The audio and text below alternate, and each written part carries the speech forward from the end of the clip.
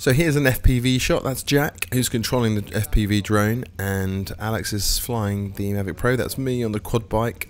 On the left is the view of the FPV. On the right is the 360 camera that's attached to my quad bike. Jack is going to take off the FPV. That's the view on the left, and he's going to fly over the field and then up above the trees until he then finds me on my quad bike. So it always makes a brilliant FPV shot when the FPV drone and the target are traveling at similar speeds, and the FPV creeps across trees, through trees, or it could be buildings, tops of buildings, and then finds that target. So in this case, he creeps across, then finds me and swoops down, does a great overhead pass, or a 360, travels back looking at me. So on the right hand side, that's my 360 camera, and you can see the drone passing through.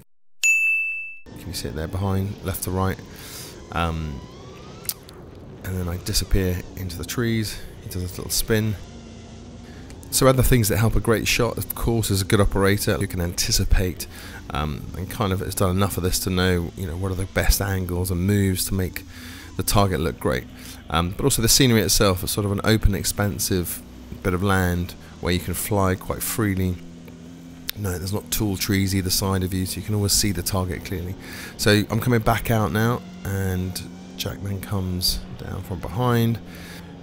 The shot does look very smooth. That's also helped by some post-production software that the GoPro is then put through to give you that sort of smooth effect. Have a look at Rupert Bryan Films, how you can see I've used this in music videos and commercials and films, and how effective it can be and what great fun it is too. And don't forget to follow or subscribe if you'd like to see more content.